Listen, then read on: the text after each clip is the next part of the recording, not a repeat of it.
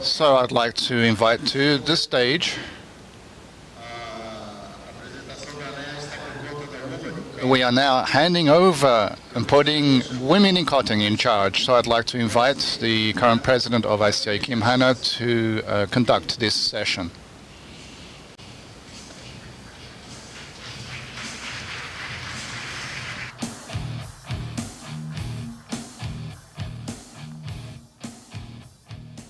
Hello, everybody, and welcome back.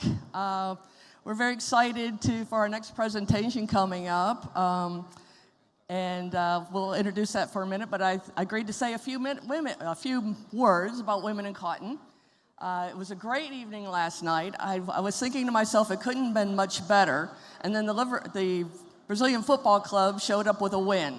So I think that did make it a little bit better for most of us. So I'm thrilled with the privilege of being able to be here today and you guys sharing this slice of paradise with me. But today we're here to talk a little bit about women in cotton.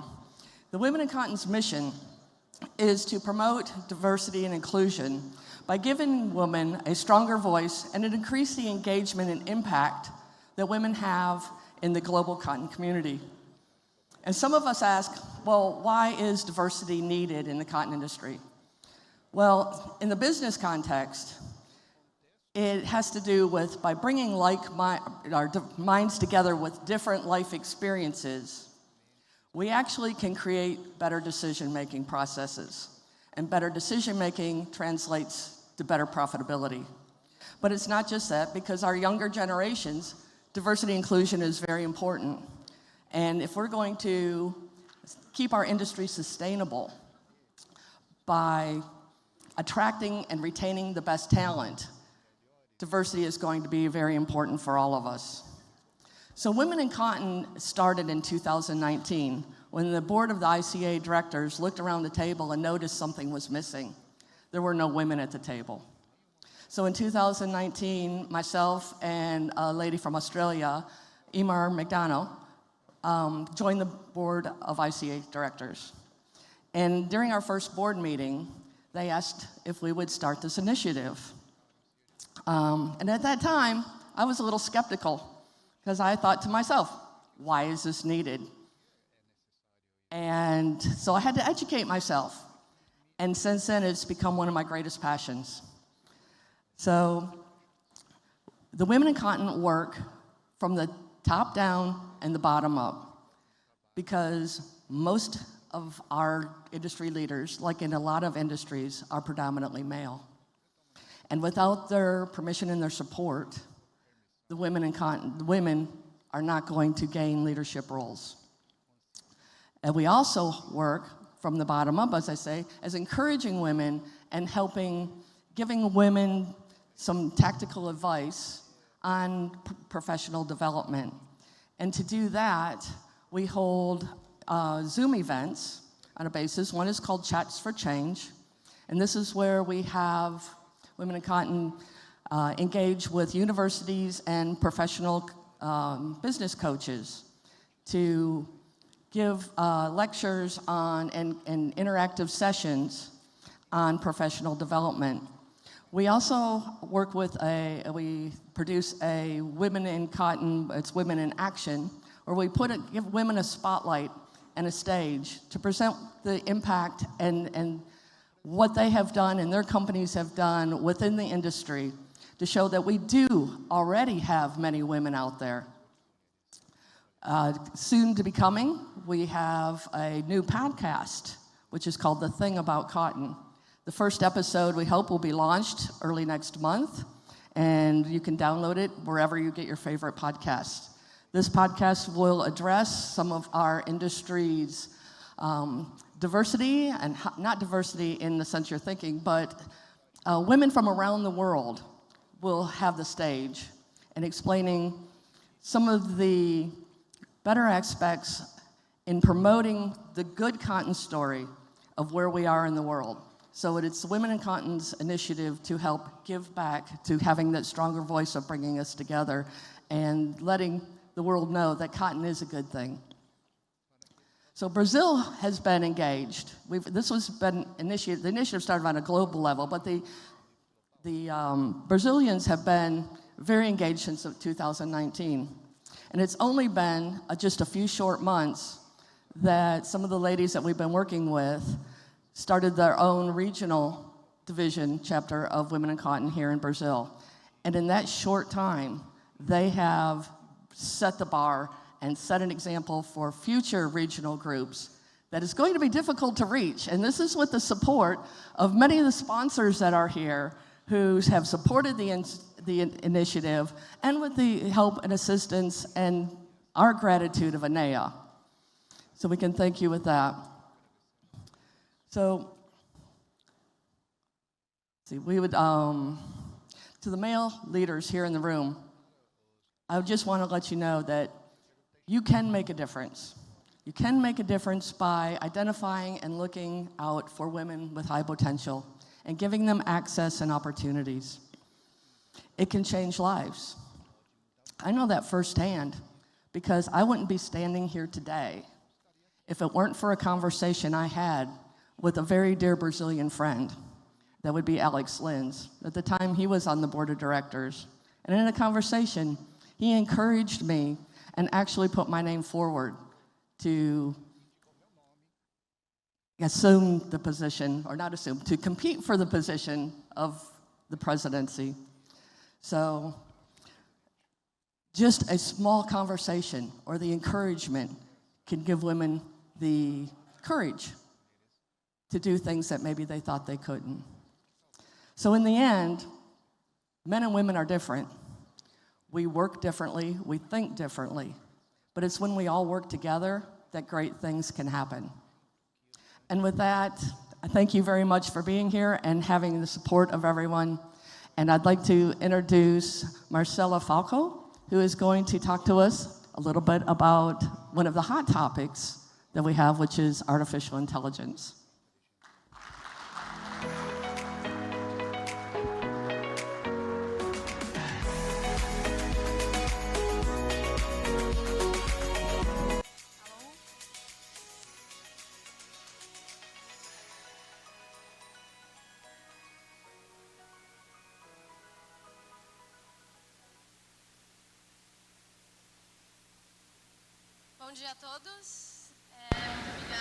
Good morning, everybody. Thank you for the invitation. I'm extremely happy to be here today. I'm Marcela, as you can see. I'm not Mariana. Mari had a health problem, unfortunately, and couldn't be here. But I'll be talking to you a little bit about my perceptions of AI in agriculture.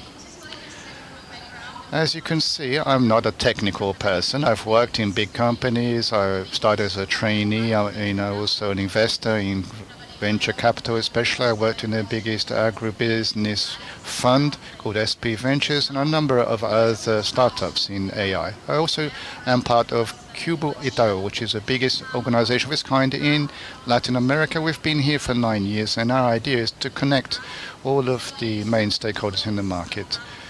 These are corporations, startups, and investors, and we do this through industrial platforms. Our initiative is called Cubo Agro. It has more than 50 startups and 6 big companies that support us, and our mission is to ensure the adoption of technology. And as you know, AI is taking over 80% of my time this year. So it's a topic I love and I like a lot, and I'd like to give you a little bit here today, show you how it's going to be relevant on our day-to-day business. I'd like to show you a video first for you to get an idea of where we are. For those that don't know, this is Andrew Ng. He started Coursera, which is the biggest educational online platform. And he also founded Deep Learning AI, which also provides lots of courses and information about AI from the basic up to the super complex. So this minute of his TED Talk, I think, is worth watching.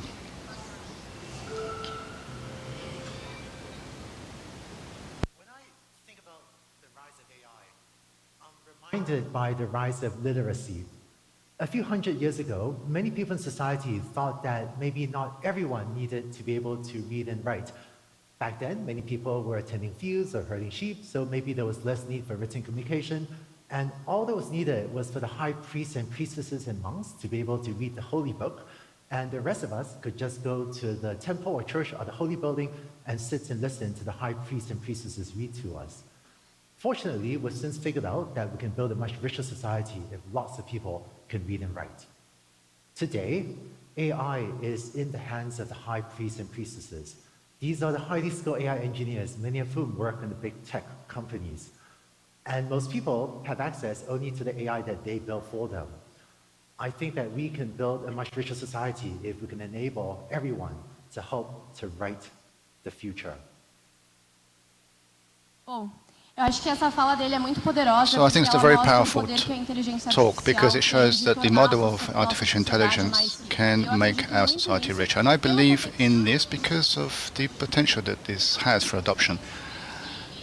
A lot of you already know that this is not something new. AI has been studied since the 40s, but so why has it become so famous in 2022? Most of it because of the platforms and access. So ChatGPT, which is currently the technology responsible for this topic becoming well known, and it had a high rate of adoption, higher than ever seen before in terms comparing it to Netflix, which most of you are probably users of.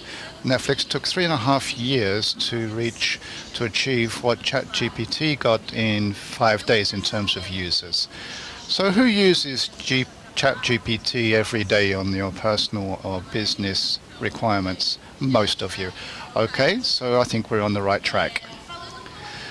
So talking about this adoption curve, I've divided it into 3 main acts, which were found in a study that Google launched this week about the panorama of the adoption of AI in Brazil. And we understand that in 2022, it was 100% related to experimentation. So from some of the basic things, asking if it's going to rain tomorrow, what music I should listen to, they asked about daily things. And we could see that last year was when we started to see a more accelerated adoption in the business niche. And you may have been through this in your companies where a lot of staff are using this in putting it into practice. This offers big risks in terms of security, data risks, and we know that this is not well organized in an intentional way. The risk of this data becoming available on open platform is very, very large. So this is why we see that this governance is still being built up, and currently we can see that there are some companies who are in this market and working on consultancy, educational, financial services, but only 5% of the companies are managing to provide value. So this means a lot of people are using it, but it's still something a bit messy and decentralized and mixing up a lot of personal stuff with professional stuff. And when we think that after what this technology is and where it is and how we're going to use it, this slide I think is full of information, and this is on purpose because it's transversal. It will not just be related to core business. Could be related to initiatives that are facing users in the back office, and these words that are on these slides are tools. I personally, on the daily work, I use Perplexity. Does anybody else use it? Very few people. But Perplexity is like an advance to Google. It gives you a number of different references of important topics. You can research and go deep into articles and so on. Anybody use DeepL for translation?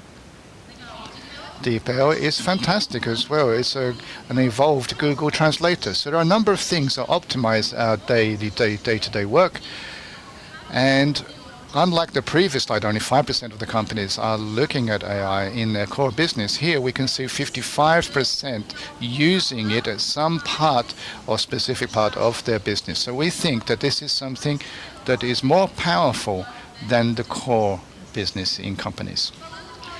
Now, moving on to, after talking about adoption, talking about how we can use it, it's very important to look at the people, because without people, the companies wouldn't work. So what's the big dilemma for AI and the people? It's their relationship from the efficiency point of view. If I use AI, will it mean I have to fire people? At the end of the day, what we see in the United States is that 1.8 million people have been substituted by AI. On the other hand, 2.3 million jobs have been created. So this changes a lot the way that we relate to work more than anything else. And we can see that the results are positive. And in along this line of efficiency, we have also seen an impact on costs and quality.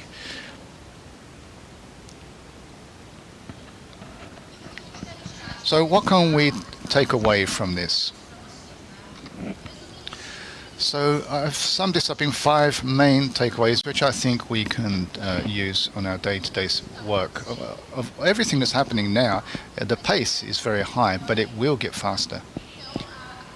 So the prospects for adoption here, there's no more Moore's law. This is a law, Moore's law. This is a law that's been left behind. We've seen this happening 10 times faster, and also the models for AI are doubling performance every 6 months. So I don't know if you can remember in the beginning, I talked about 5 days per reach 1 million users. In this graph, there's 100 million users in 2 months. So things are changing very quickly, and it will get faster.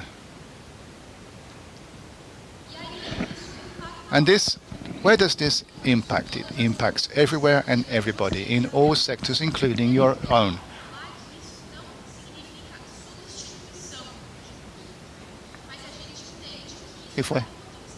And then you see that this will help potentialize things. At the end of the day, the worker who is using AI, he will have a higher productivity rate than if he doesn't use it. And we've seen this on a day-to-day basis. In my company, I've seen that those who are using the tools do things more quickly and end up having more time available to do other activities. The third thing is that this involves a lot of money. So when we look at this gold rush here, we see that we'll be reaching $50 billion in investment in AI, and compared to the previous year, we will almost double. That's almost a double. So whether it's in venture capital or in big tech, or even in the traditional sectors, the big consultancies such as McKinsey and so on are specializing in this in order to get this implementation. So it's important to say that all of this involves a gold rush which is happening. And I think this interface aspect is something that very few people talk about, but it's transformational from the point of view of democratization. When we see internet in the past with CPUs and PCs, people thought that mobiles were modern. So that those that have seen the latest version of ChatGPT, this, you can see it talking to a child solve mathematical problems. So this kind of transformation is what we're seeking. The potential that this has on a daily basis in a farm or in a hospital or any sector is very important, and it will allow people to don't speak other languages to become active. It's a technology which is much more efficient at the end of the day. And finally, but not less important, we're not talking about the carbon footprint of AI models. For those that don't know, training GPT-3, the previous version that's up now, was responsible for emissions of 126 gasoline cars per year, so more than 500 tons of CO2. This is a topic that few people talk about because it's not regulated. There is an agreement called Symbiosis Coalition with the big techs to work on this topic, but this impact issue is very important for AI, but it hasn't been solved yet. So I've given you a very general overview here, and now let's talk about how this has been important and being used some numbers, and 5 points that I think we will have to work on. Now I'll be talking about what really matters, which is agriculture. For agriculture specifically, I think that we have a very interesting opportunity here, which is collaborating with big tech companies. You don't need to hire an AI specialist or a technical person to be able to use this kind of thing. This is the concern of a lot of people. We can see that AI from the application point of view, can and have great possibilities to maybe partnerships with Google, Microsoft, and startups. So we've been working a lot on this, and this next video will explain that to you.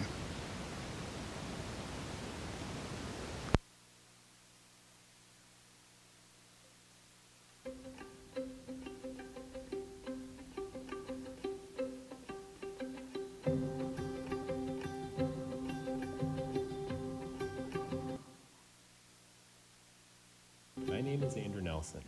I farm approximately 7,600 acres in eastern Washington state. I'm also an active software engineer, so I like to combine my passions of software and agriculture. I do a lot of precision ag on our farm. We're continually facing different challenges on our farm, and that's why I use Microsoft technology to solve those challenges and to ultimately grow more while using fewer resources.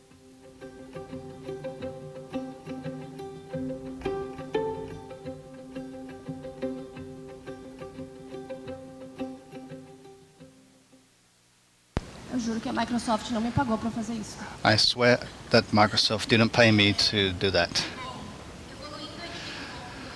So moving on, and to bring you another reference here, I have Andrew here talking about this topic about learning, and I think Elliot Grant is somebody who's done some really good work for agriculture specifically. He's the CEO of Mineral, which is a startup which started in 2017, and it transforms data through big data and AI, making models for small companies.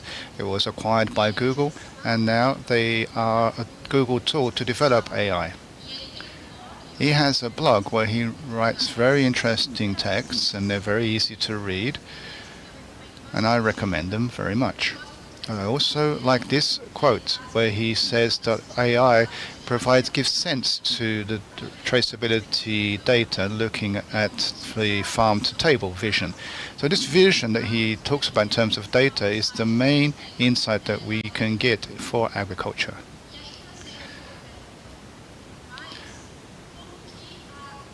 So how can AI help in practice? At the end of the day, it's a question of data directed to interpretation. We know that the availability of data doesn't ensure access or the intelligence.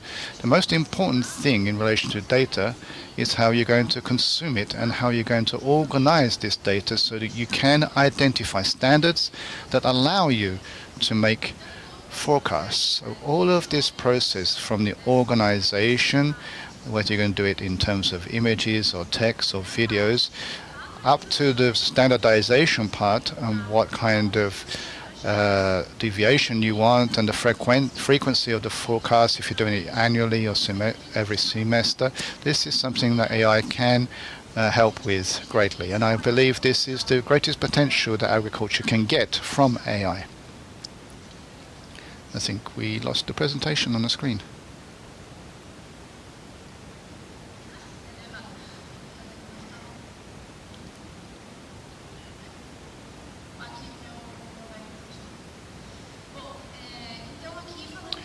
So talking about applications, what do I believe in terms of applications? As I said in the beginning, the pace is very fast. So this is not an exhaustive list. This is where we are seeing some things being done, especially in terms of Latin America. Globally talking, we see a lot of things being done in precision farming, traceability, and in meteorology as well. It's becoming very important. I'll show you a Google video about that. In terms of monitoring, autonomous machines and genetic selection. These are the main topics that we can manage to see some practical cases taking place. This doesn't mean that there are not other possibilities that can happen. Also, I put some news here from Bayer, which got data from weather forecasts for the last 40 years, and it's running a model to identify standards and understand the main outputs from that. So the relation that I want to show here is that these applications are not permanent. They are being created currently. So I'll talk about three of the main ones. So traceability. Here, all the potential that I personally believe in is about it's not you can't just follow the products from the table to from the farm to the table if you don't have these things that I showed earlier. So what does that mean? It means that traceability on its own will not happen if it just depends on AI. AI is an enabler. So if you don't have a management system and you have your data organized where you have all of your standards and you'll be following the information, if you don't evolve in terms of hardware and sensors and so on, and the Internet of Things, then you won't be able to get the data and weather information and so on. And the third thing, which I most believe in of the three, which I think is most transformational, is blockchain technology. Blockchain I've seen being applied in Brazil by AgroToken. Has anybody heard of AgroToken? Very few people. It's worth taking a look at. At AgroToken, they are tokenizing assets, and they are currently working with soybean, corn, and oats, and they're using this tokenization of the assets as collateral for credit. This is the starting point. But if you can identify your grain from the beginning and have a transaction that is fixed for that throughout the chain, you can do all of the traceability of the history of this blockchain. A lot of people have the wrong idea about it, about what happened because of what happened in the finance markets. But looking at this data aspects and setting up a whole chain, I think it's the main aspect, a main tool here. And I think it's worth taking a look at AgroToken. For management purpose, I think it's something that is very banalized here. There's a lot of software available. And I would also like to mention AI Agro, which is important here. And for sensors, I have seen the people in the livestock chain doing a lot of integrated work, which I think is giving good results. And then talking about weather forecasting, this is one of the most transformational possible. There's an amount of data here. It doesn't correspond just to one operation. It's a global volume of data, which I think by working together with big tech companies is fundamental. It's very difficult for you to manage to have your own forecasting model, and I think it's something that can be worked on in collaboration with farmers. And I'm showing you here a video of what Google is doing in relation to this. Understand the weather, from putting a wet finger to the wind, listening to cricket chirps, and looking to the stars for answers. Now we believe AI can help us advance and understand how we can predict it. Meet MetNet 3 and GraphCast, our deep learning models designed to generate more accurate weather forecasts. Traditional methods work by simulating entire systems, with hundreds of variables interacting. In practice, this means abstracting those variables into equations and then manually coding them into algorithms. Our AI models take a different approach. They analyze past weather data to learn cause and effect relationships between weather conditions. These learnings allow the models to find subtle trends and patterns inside the data, which they extrapolate to predict what could be coming. MetNet 3 and GraphCast outperform the best systems in the world, seeing further into the future more accurately, efficiently, faster, and in better detail. For everyday and even extreme weather, MetNet 3 is already improving the accuracy of 24-hour weather forecasts on Google Search. And we have open-sourced the GraphCast model, which the ECMWF is using to generate forecasts and make them accessible on their website. Imagine a future where we can help people to prepare earlier for hurricanes, enable farmers to grow better crops, or even help us decide if we should pack an umbrella. AI won't just help us predict the weather, it'll help people make better decisions about their lives. E esse vídeo ele tem uma palavra que eu This gosto video has a bastante, word que é which I like open very much, source. which is Então, open a comunidade de source. inteligência So artificial ela tem the feito AI vários community modelos has que done a são lot of abertos models para o which are mercado, que open você to the consegue markets, and you construir em can cima e build trabalhar em on them. cima. Então, acho que And I essa think visão aqui do this Google ela é super bacana, é vision uma coisa from que dá Google para is aplicar something that's bastante very na nice and can be agricultura. applied to agriculture.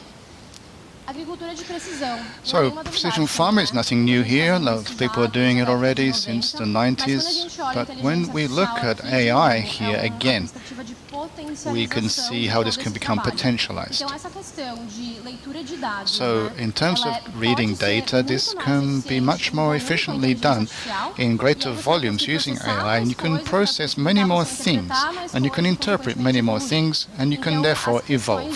So the applications that we can see here are mainly related to efficiency of resources, cutting costs, and also in pest detection. I'll give an example of Chromai that is doing this in a very nice way.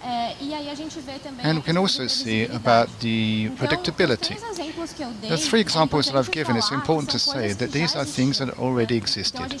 So we're not talking about something about making something new, something like NASA would do. So we're talking about improving the processes that already exist. So now, talking about where we are going, where this is going to take us. So summing up, for me, the issue of AI in agro is the organization of data, because currently the data exists, but they're completely fragmented and decentralized in the chain. I believe that this technology has the potential to help to organize this data together with the human intuition which has developed this, and then we'll be able to get much better outputs. And for this, to demonstrate this, I have 3 success cases, local ones, for us to look at and understand how this is happening in practice, and also internationally in your chain. And then the next one, I want to see you showing a case. The first one is Solinfitec. Anybody heard of them? Quite a few people.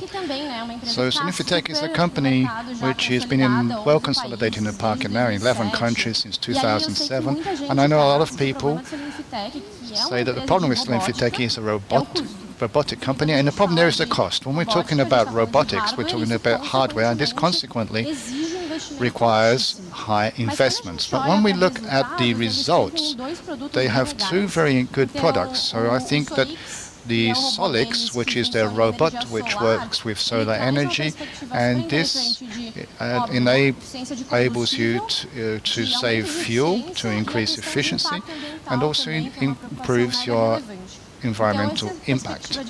So in terms of, this is a long-term investment idea. It's very interesting. I think you have to look at this carefully, but I believe in the potential, and the transformational potential that this can provide.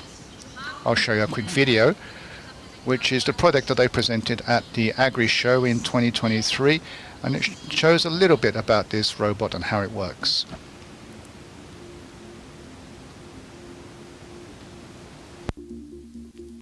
Estamos focados em novas tecnologias, novas ferramentas e novas formas de pensar.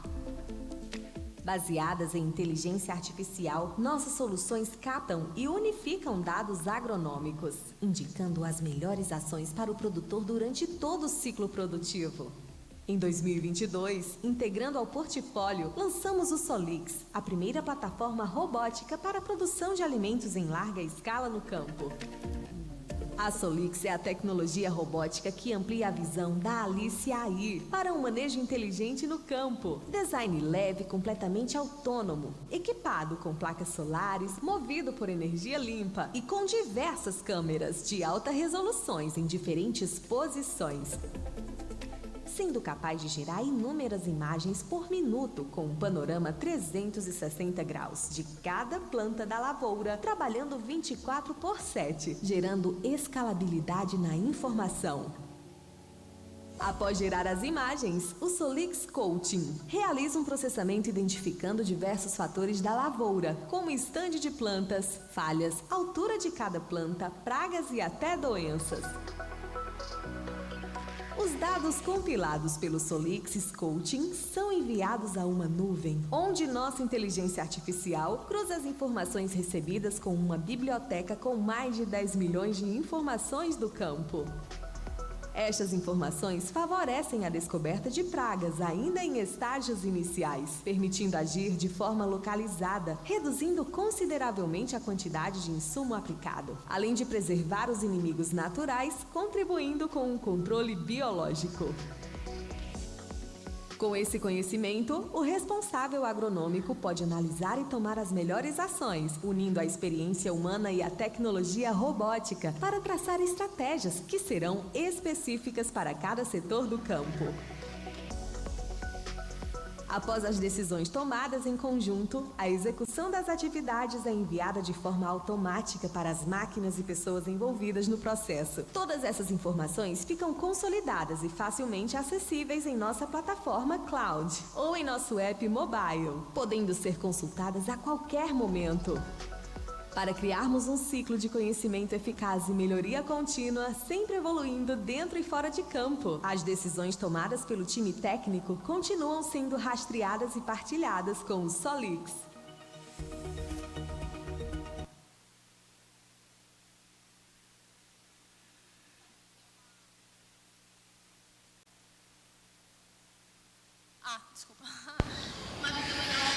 So that gives you a good overview of how it works. So you get data, you analyze it, you trace it, sort of stand, and it goes back to the field. So you can see how also you can work with accumulated data. They are present in 11 countries, and we believe that the more data available, the more efficient it will become. And in the long term, has a great prospects. The next one.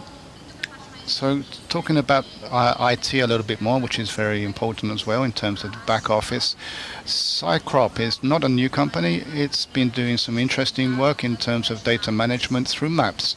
So they identify standards in maps, they do geoprocessing of images, and they optimize processes. And in terms of sustainability, this has good gains.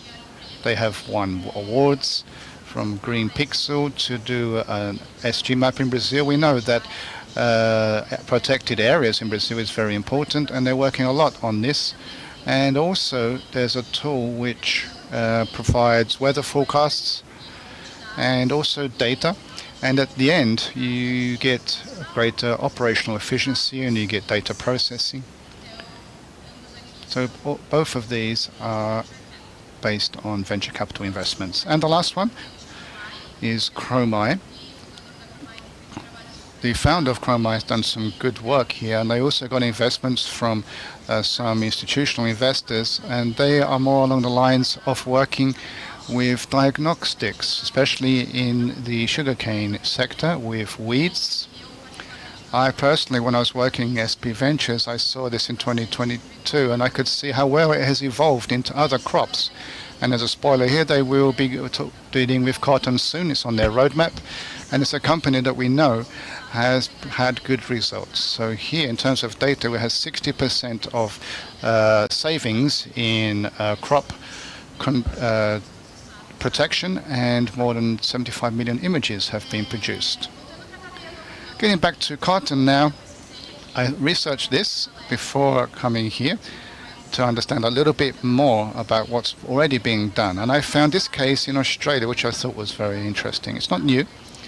It's from 2021, but it's working with spray deviation of pesticides in terms of the operations. I said it was very interesting to share with you because the results are very important. They have got more than 18,000 farmers, more than 28,000 images have been processed, and 25% of operational efficiency gain. And we can see this is just at the beginning. So I'd like to thank you. This was what I had to present to you today. My final message is that I would love to see all of you getting involved in this transformation of AI. I'm a fan of agribusiness. It has a huge potential to be unlocked, especially in your chain. And those who want to be on this trip together, let's go.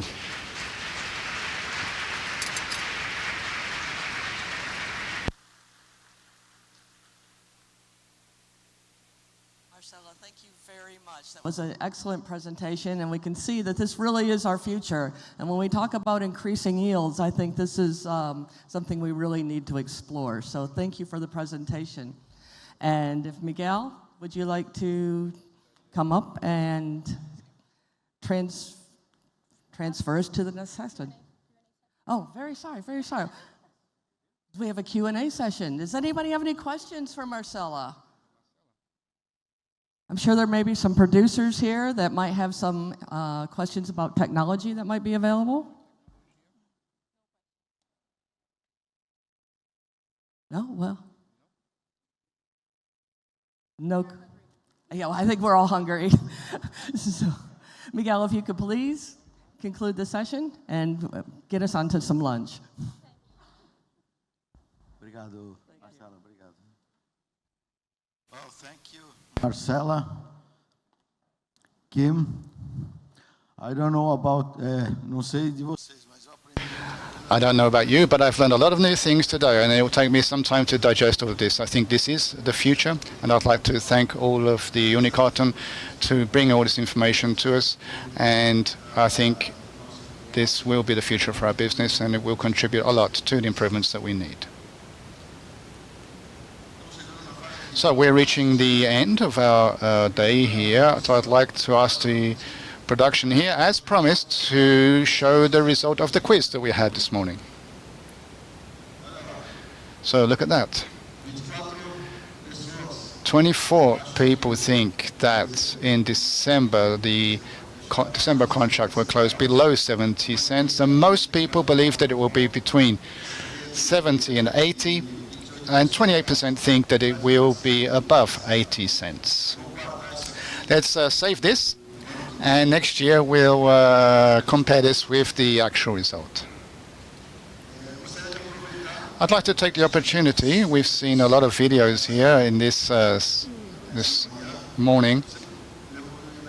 I remember when I went to go to school, I always used to like watch videos in the school because time would pass more quickly. So with the last one here is a video about the Cotton Congress that will take place now from the 3rd to the 5th of September.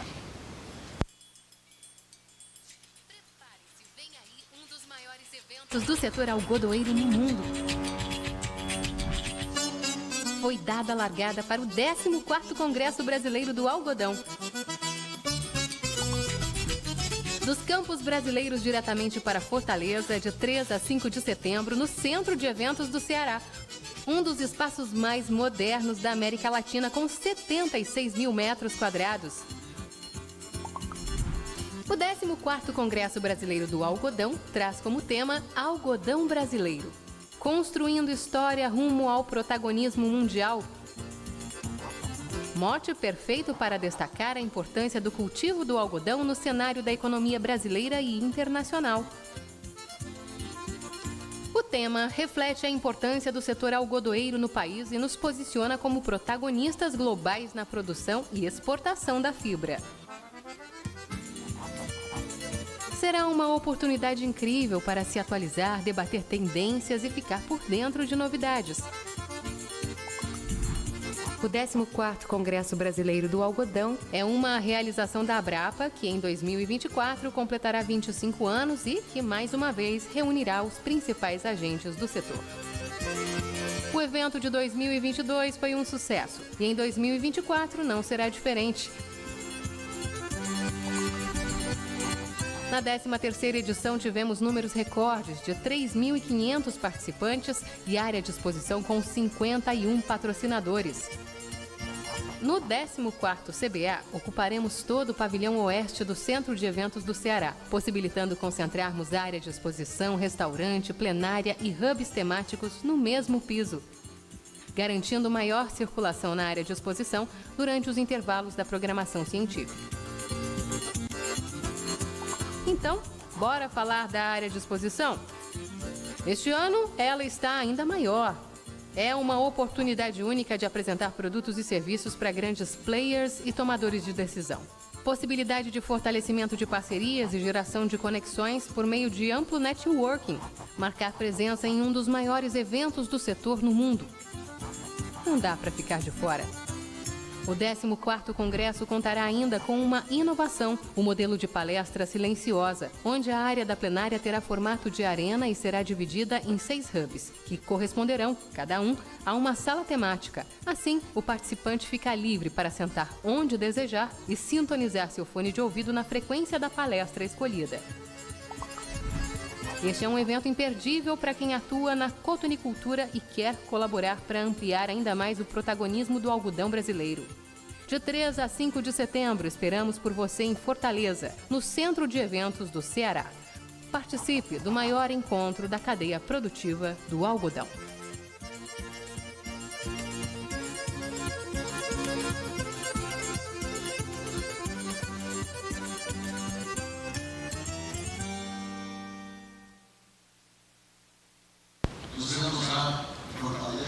So we'll see you in Fortaleza in September.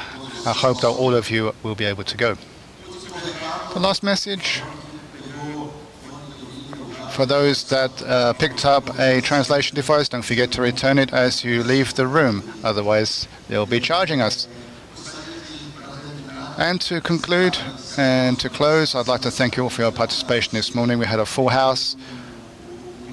It was an honor and a privilege to have all of you here. Lunch is served by the pool. The pool is ready, the beach is ready. So enjoy your afternoon, and I hope to see you at the dinner this evening at 7:30 in the same location as yesterday. And the theme tonight is Blue as the Sea.